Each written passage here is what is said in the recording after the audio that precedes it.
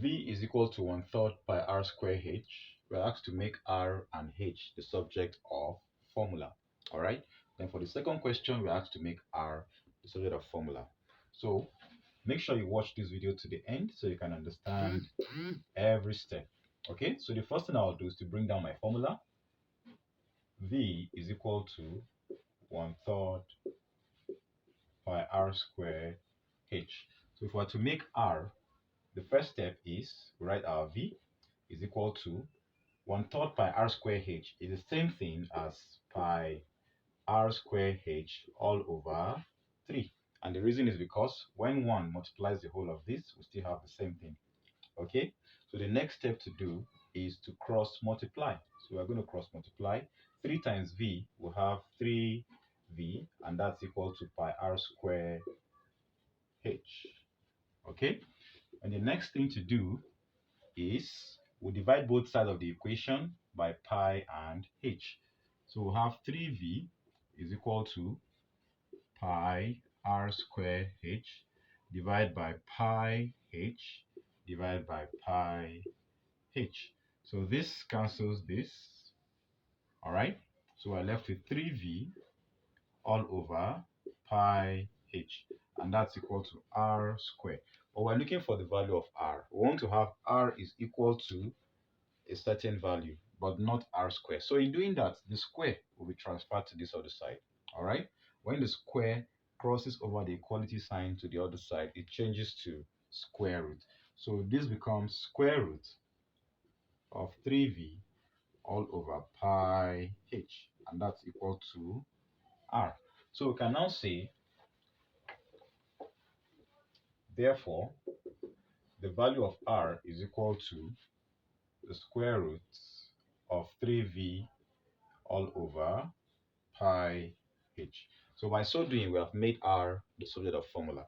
So let's move into the next question by making h the subject of formula. So in making h the subject of formula, we write out v is equal to pi r square h all over 3. All right. So cross multiply this same thing as over 1. So when we cross multiply 3 times v, we have 3v, and that's equal to 1 times pi r square h, we have pi r square h. So since our goal is to make h the subject of formula, all we need to do is to separate every other term that is attached to h so that h can be free. So we have divided by pi r square because pi r square is attached to h. So we'll divide this other side also by pi r square. So pi r square cancels pi r square, and we're left with h. So we'll have 3v is equal 3v over pi r square rather. 3v over pi r square is equal to h. We can now say therefore our h is equal to 3v all over pi r square. All right. So that is that for question 1. So let's answer the next question. So in question 2, we're asked to make r the subject of formula. All right. So if we're making r the subject of formula, all we need to do is to first of all identify one fact, and that fact is this 3 is at the denominator part and the 4 is at the numerator part. So we can have 4 pi r cubed all over 3.